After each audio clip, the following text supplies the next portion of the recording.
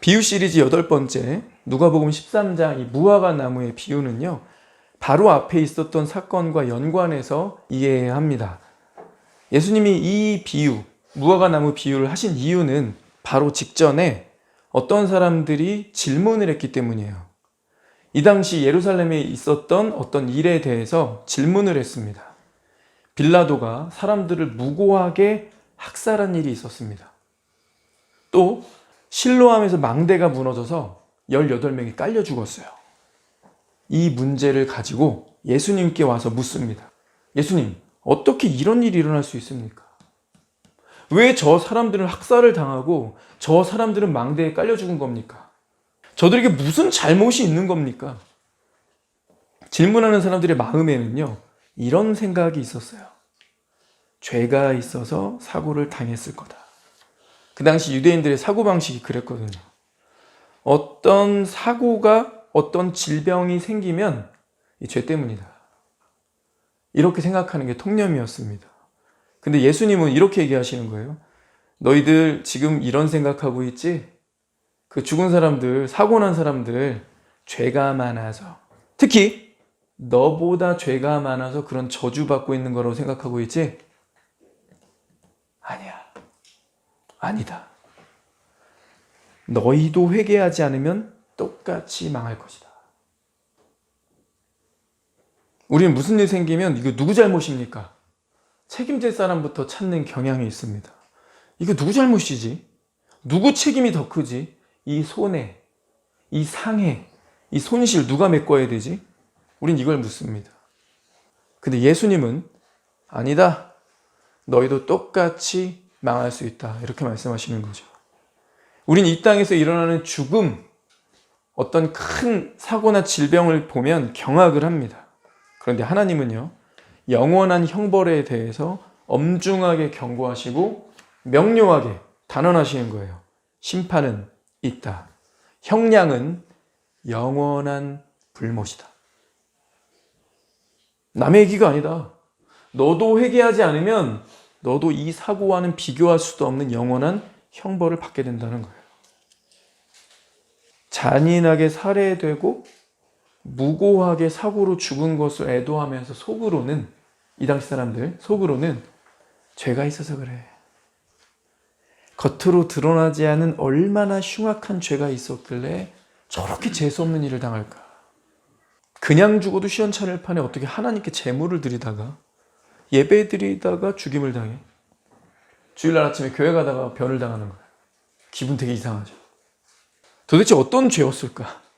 망대가 무너졌는데 얼마나 많은 사람이 평소 거길 지나다니는데 하필 그 순간 지나다닌 18명. 그들은 어떤 죄를 지은 걸까? 사람들이 속으로 이렇게 생각하고 있는 거예요. 이게 무슨 경향이냐면, 나도 죄인이지. 완전 무견한 사람 세상에 어디 있겠어. 나도 죄인 맞아. 하나님 앞에 나도 죄인이긴 한데 저 정도 죄인은 아니래요. 하나님 앞에 심판받을 정도, 저렇게 사람의 입에 오르내릴, 세간에 오르내릴 저 정도의 죄는 내가 아니지. 그게 무슨 경향이죠? 자기의 죄를 축소시키는 경향입니다. 이런 경향이 우리한테 있지 않나요? 주님이 뭐라고 하시는 거예요? 그게 오만이다. 너희는 오히려 이렇게 생각해야 된다. 나도 똑같은 죄인인데 왜 나는 살해되거나 깔려 죽지 않은 거지? 주님은 관점을 돌리시는 거예요. 다시 생각하라고. 저 사람들이 죽은 걸 보면서 니들은 속으로 난 저 정도 죄는 안 지었지. 그러니까 저런 저주는 안 받은 거겠지? 어이구, 그럼 저 사람들이 도대체 얼마나 흉악한 죄를 지은 걸까? 주님이 이러시는 거예요. 아니야. 거꾸로 생각해야 돼. 너도 죄인인데, 저 사람도 죄인인데. 왜 저 사람 저런 변을 당하는데 너는 왜 그런 변을 안 당하는 걸까? 감사한 줄 알아라. 그리고 회개해라 이거예요. 몰렉신을 섬겼던 암몬 사람들, 그들의 행위를 결코 본받지 말라고 하나님이 경고하신 말씀을 최근에 우리 살펴봤습니다. 살아있는 아기를 불에 지져서 제물로 바친다고요? 죽은 아기도 그렇게 못하겠어요.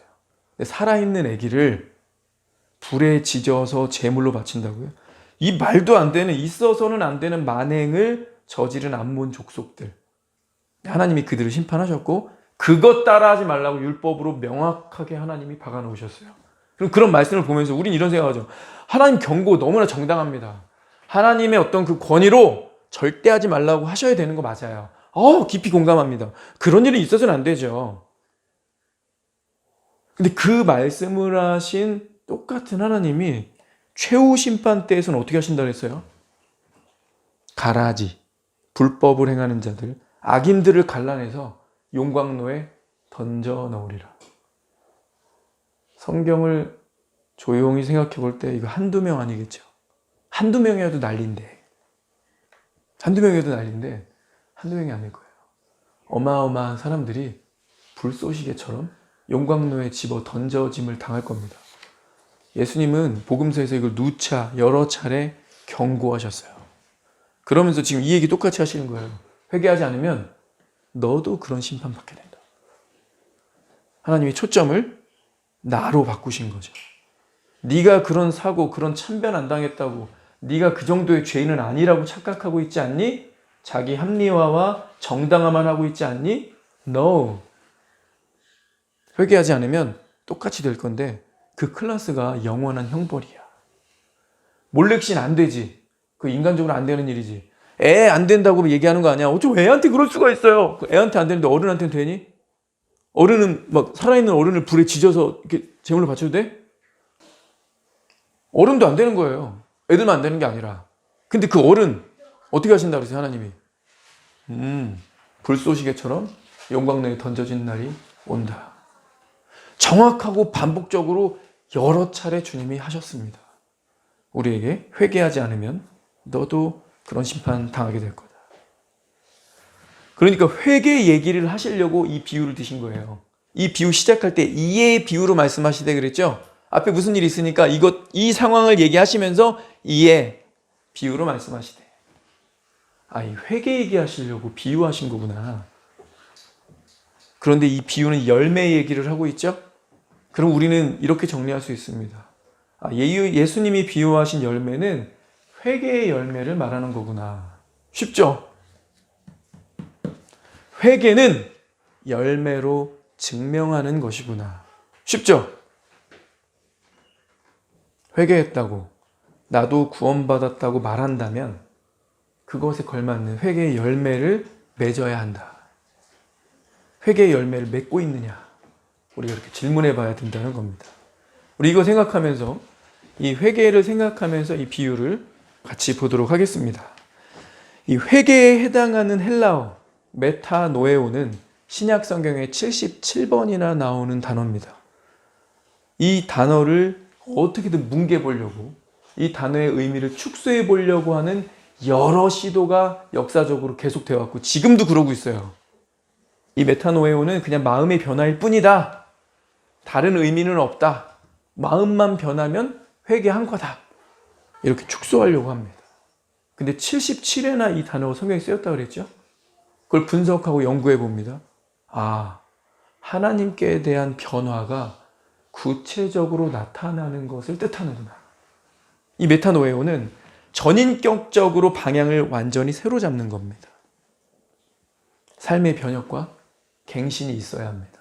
이거 없으면 회개 아닌 거예요. 백종원 씨가요, 음식업계에서 잘 알려진 대부 같은 사람이죠. 이 사람 구독자가 어제 확인해 보니 575만 명. 대단한 겁니다. 굉장히 많은 거죠. 575만 명. 우리나라 메이저 언론사들도 100만 명, 150만 명 이 정도예요. 근데 백종원 씨 혼자 그냥 요리사로서 575만 명. 대학교에서 식품계 전공을 한 사람들은 백종원 씨에게 픽업되기를 열렬히 희망한다고 합니다. 같이 사진 찍고 싶어하는 인물이래요. 이 백종원 씨 고향이 충남 예산군이랍니다.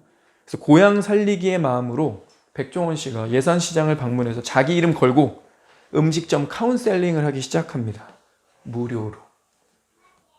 자기 직원들, 동네 아주머니들 관광버스 대절해가지고 와서 여기 와서 제가 오늘 카운셀링하고 이렇게 요리하라 했는데 와서 맛을 보시는데 불시에 제가 보냈다고 하지 마시고 여기저기 맛을 보시고 평가를 해주세요.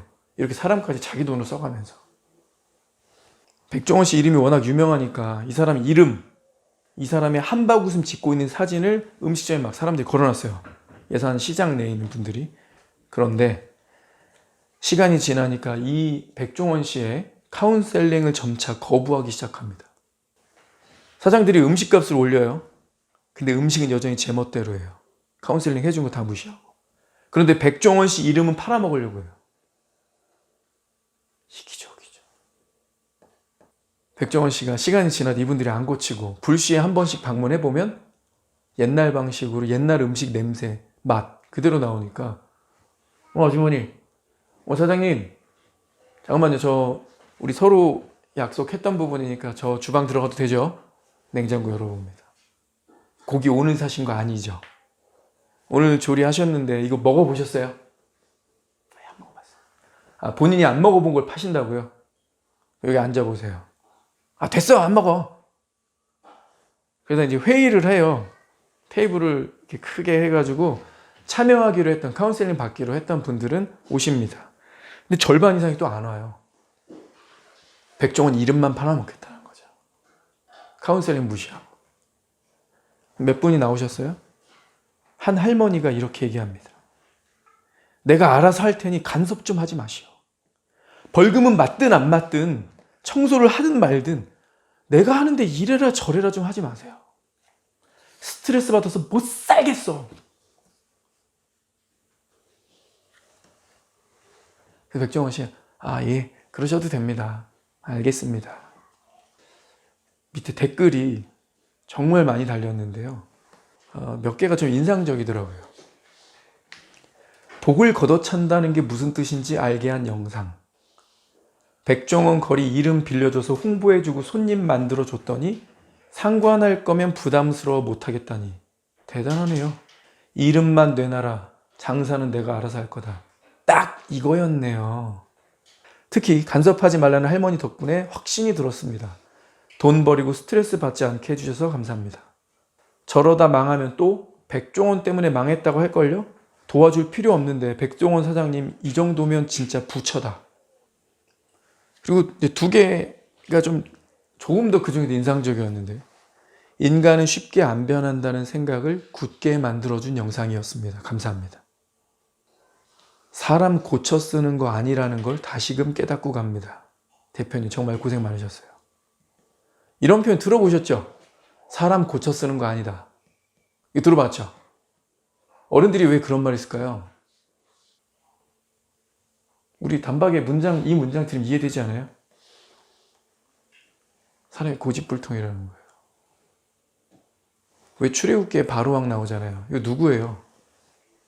누구 모습이에요? 10가지 재앙으로 그렇게 맞아도 이집트가 망했습니다. 바로왕이시여. 이게 안 보이나요? 바로 옆에 있는 측근들이 목숨 잃을 것 각오하고 충원을 하죠.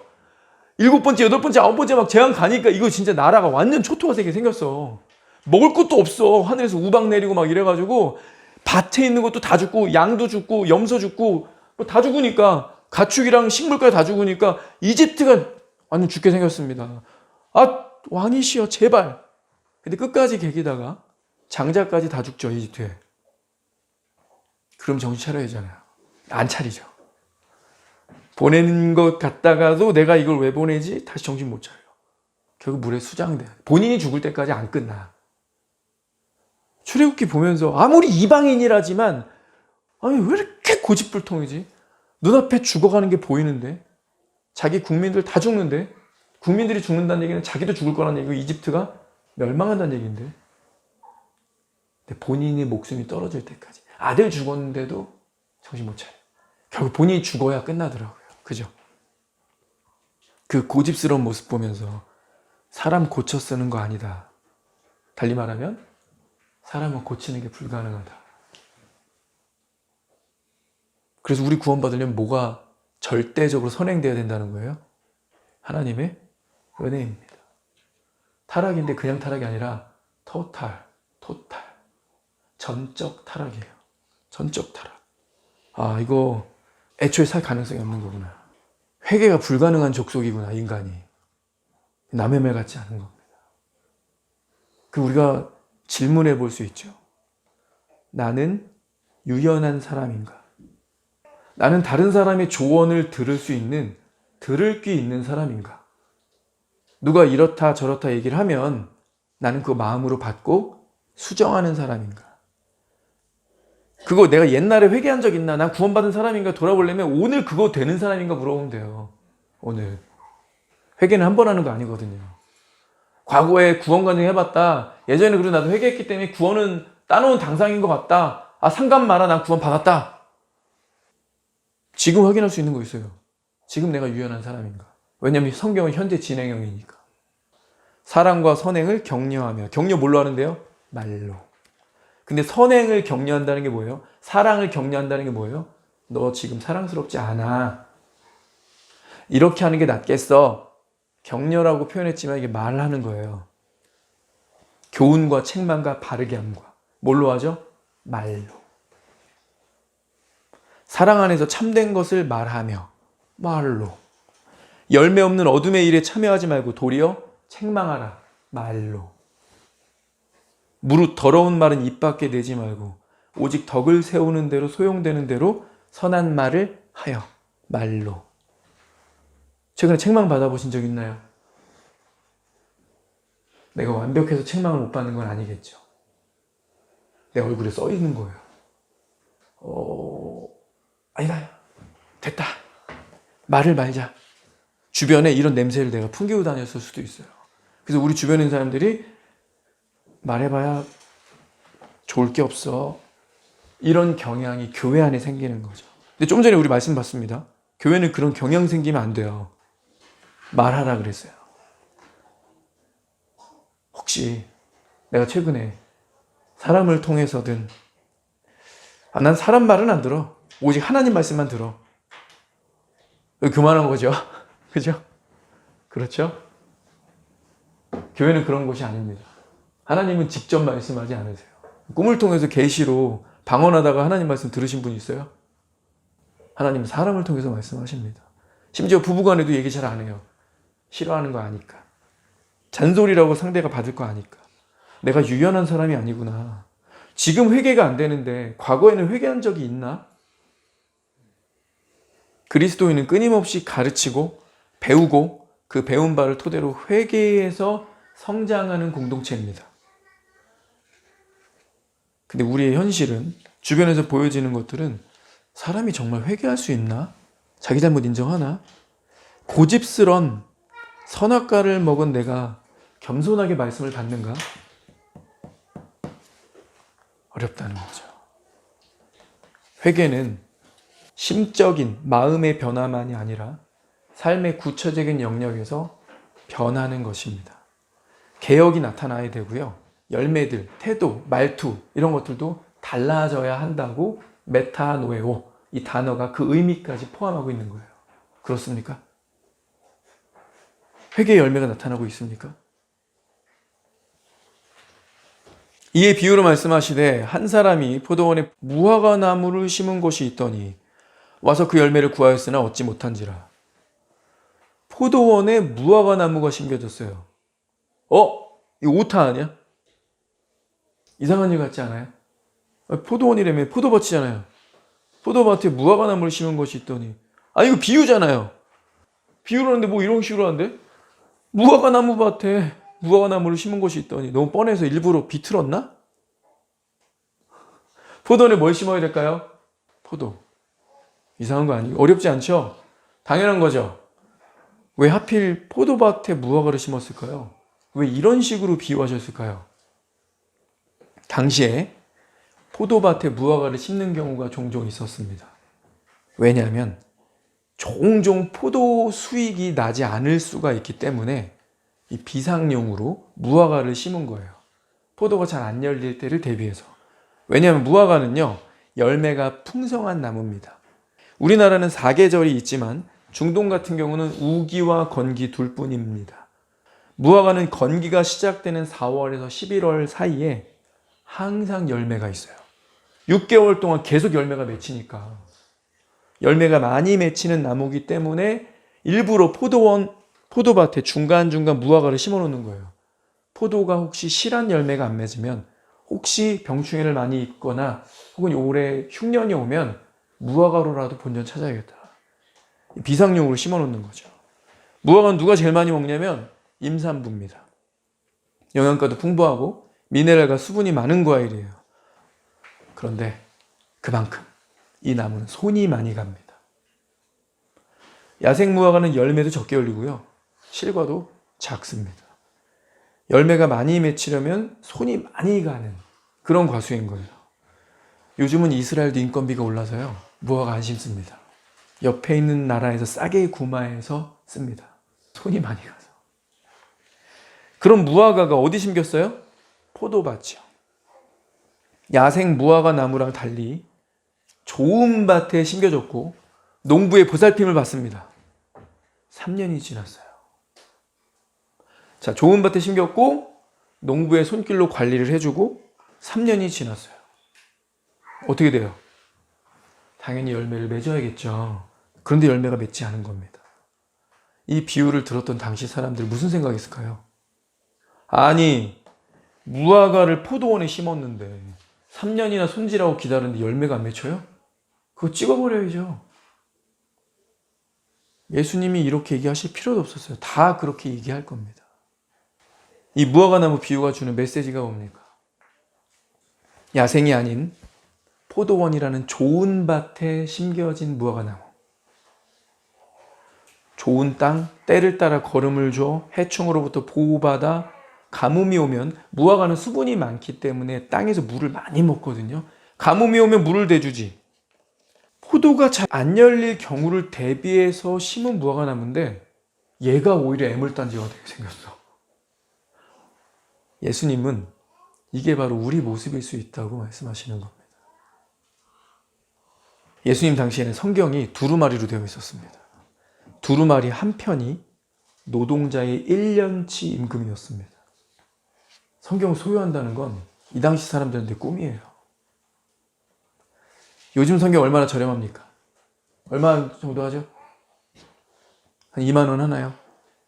그것도 달라고 하면 그냥 줍니다. 기독교가 한국에 처음 보급됐을 때 사경회를 많이 했습니다. 왜 그런지 아세요? 성경 한 번에 열심히 배워보려고? 아닙니다. 글을 몰랐기 때문이에요. 글을 모르니까 듣는 거 외에는 다른 길이 없어서 농사 짓는 그 바쁜 농부들이 몇 날 몇 주를 짐 싸들고 와서 마당에다 밥해 먹으면서 계속 말씀 듣는 거예요. 새벽 예배를 왜 나왔는가? 이유 똑같습니다. 글을 몰라서요. 새벽 일찍 일어나서 교회 와서 말씀 듣고 그거 한 말씀 붙잡고 하루 종일 사는 거예요. 그러려고 그 새벽에 십리를 걸어왔습니다. 가까운 북한을 봅시다. 말씀을 읽고 싶지만, 말씀을 듣고 싶지만, 기도하고 싶지만, 찬양하고 싶지만 그럴 수가 없어요. 쪽복음, 지금 두루마리처럼 복음서 하나 누가 이렇게 잘 압록강 건너오면 쫙 찢어가지고 이렇게 돌돌 말아가지고 그 쪽복음이라고 해서 이렇게 잘 들고 다니죠. 그에 비하면 우리는 얼마나 좋은 환경에 지내고 있습니까? 마음만 먹으면 언제든 성경 읽을 수 있고 언제든 기도할 수 있고 하나님께 나아갈 수 있는데 우리는 그에 합당한 열매를 맺고 있습니까? 부함을 주었더니 스마트폰만 들고 다닌다. 얼마 전 북한 관련 뉴스에 10대 아이들을 처형하는 이야기가 나왔습니다. 처형하는 방식 중에 하나가 허리를 꺾어서 죽인답니다. 시각적으로 보여주려고 일부러 그렇게 하는 거예요. 북한에서 사람 죽일 때 총살도 잘 안 합니다. 총알이 별로 없거든요.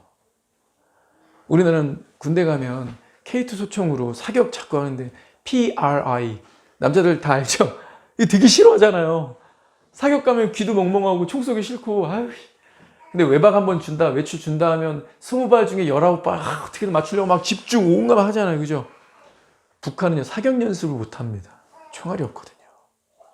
그래서 죽일 때 어떻게 죽이냐면 총구로 머리 부분을 그냥 때려서 죽여요. 근데 최근에는 어떻게 죽이냐면 10대 애들을 잡힌 애들이에요. 그거 하다가 잡힌 애들 허리를 꺾어서 죽인답니다. 이렇게 보여주게 하겠다는 거죠. 야, 니네 잘 봐. 야, 10대 애들 니네 다 잘 봐. 인민재판하는 거예요. 이런 짓 하면 이렇게 죽인다. 이렇게 죽이는 거야. 걔네 뭐 하는지 아세요? 한류 동영상 봤습니다.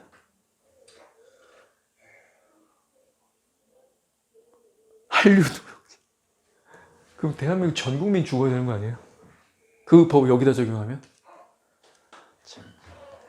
하나님께서 우리에게 부함을 주었더니 스마트폰만 들고 다니고 최근 스마트폰 살려고 혈안이 돼 있고 스마트폰 만지고 있고 시선을 맞추고 있다. 너무나 좋은 환경과 좋은 여건 속에 있지만 열매 맺지 못하는 우리 모습. 그게 바로 오늘 누가복음 13장에 우리에게 주시는 주님의 말씀이 아닐까요? 자, 그런데요. 오늘 이 비유, 짧은 비유에는요. 나를 향한 예수님의 믿음도 있습니다. 저 오늘 이 비유 너무 좋았어요. 비유가 경고 필요하죠. 정신 차리도록 회개를 촉구 너무너무 중요하죠. 근데 은혜가 있으면 감동도 있지 않습니까? 포도원직에게 이르되 내가 3년을 와서 이 무화과 나무에서 열매를 구하되 얻지 못하니 찍어버리라. 어찌 땅만 버리게 하겠느냐. 3년이면 짧은 기간 아니에요. 누차 비유를 들어서 말씀드렸지만 3년 동안 연봉을 못 받는데 그 회사에 있을 사람 아무도, 정말 아무도 없습니다. 3년이 아니라 3개월 동안도 월급 안 주면 고용노동부에 고발을 하고 당장 갈아타야 되고 3개월까지 가지도 않을 거예요. 어떻게 해서든 변호사 선임해서 그 3개월 일한 목 받아낼 거예요, 우리는. 정상이죠. 이상한 거 아니고 이기적이거나 욕심 많거나 그런 거 아니에요. 정상이에요. 3년 동안 기다렸는데. 아니, 포도가 안 될 때 대비해서 원래 포도 땅인데, 포도원인데, 여기다가 너는 땔감용도 아니고 목재용도 아니다. 넌 장식구용을 위한 나무도 아니다. 넌 순수 열매만을 위한 나무다. 얘가 안 됐을 때 대비해서 심는 거야. 근데 얘가 열매를 못 맺어서 땅만 버리고 있어? 이게 합리적인 게 아니라 이게 너무 당위적인 거예요. 당연한 걸 찍어버려야죠. 주인이 합리적인 발언을 하는 거죠. 찍어버리라. 그러나 이때 포도원지기가 Yes, sir! 이게 아니었습니다. 대답하여 이르시되 주인이여 금년에도 그대로 두소서. 내가 두릅하고 거름을 줄이니. 무화과나무를 믿고 기다려달라는 거죠. 이 무화과나무가 열매를 맺을 것이니 기다려주십시오. 3년이 지나도록 전혀 과실을 맺지 못한 나무에게는 적합하지 않은 것이라 할 수 있습니다. 왜냐하면요, 무화과나무 농사하시는 분이 그래요. 3년이 아니라 2년이나 1년만 해도 열매를 못 맺으면 이 무화과는 종자가 잘못됐기 때문에 그 다음 해에도 열매 못 맺는데요. 그러니까 이게 식물학적으로는 이미 끝난 나무예요. 안 되는 겁니다. 그런데 우리 예수님 어떻게 하세요? 예수님이 날 향해서 믿음을 가져주시네. 희망을 버리지 않으시잖아요.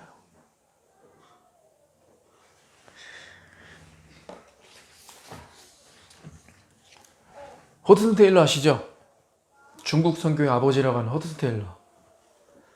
우리에겐 굉장히 훌륭하고 위대한 사역자로 알려져 있는데 이분 성격이 약간 불같아서 중국 들어가가지고 초창기 사역할 때 열심히 사역했기 때문에 자기를 파송했던 교회와 마찰이 있었습니다. 파송한 단체에서 메일이 왔어요. 우리는 더 이상 당신을 후원할 수가 없다. 이런 식으로 독불장군처럼 할 거면 탈퇴하라는 명령이었습니다. 사역 헌신해서 열심히 하고 있는데 기운 빠지겠죠. 그때 또 하나의 편지가 왔습니다. 본국에 있는 사귀는 자매에게 왔어요. 더 이상 우리가 인생을 함께 할 수 없다고 판단했습니다. 헤어지자는 편지가 온 거예요. 이 두 통의 편지를 받고 허든 테일러 거의 죽기 직전까지 갔습니다. 그때 한 친구가 있었습니다. 윌리엄 번즈.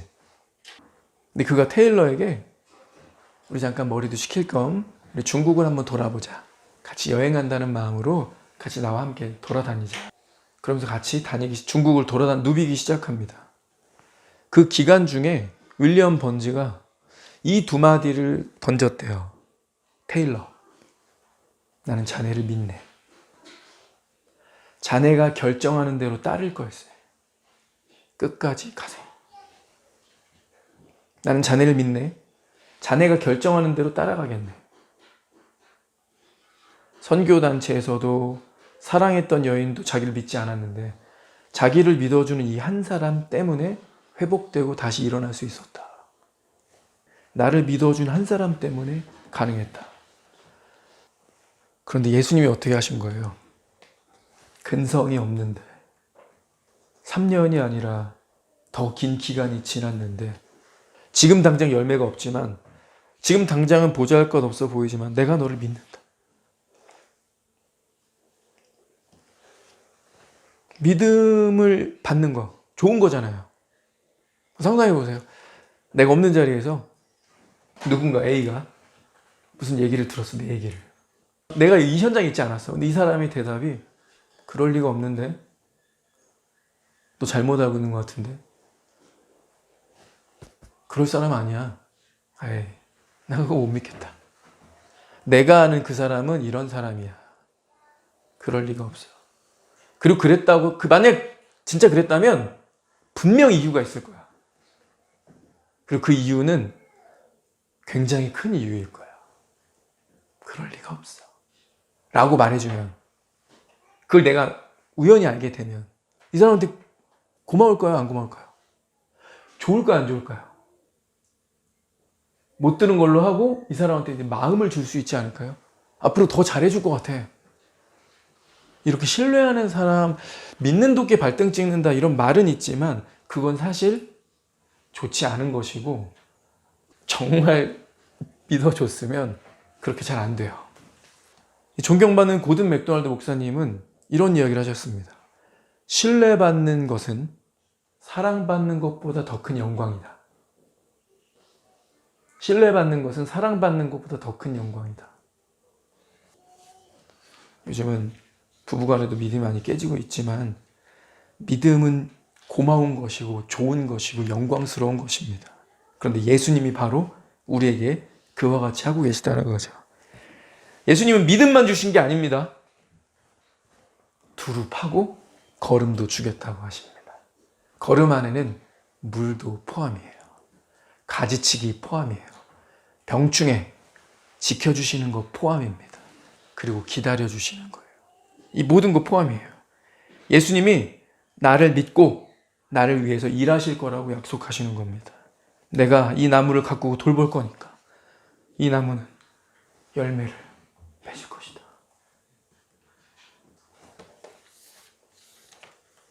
하나님이 나를 위해서 포도원치기가 되겠다고 하십니다.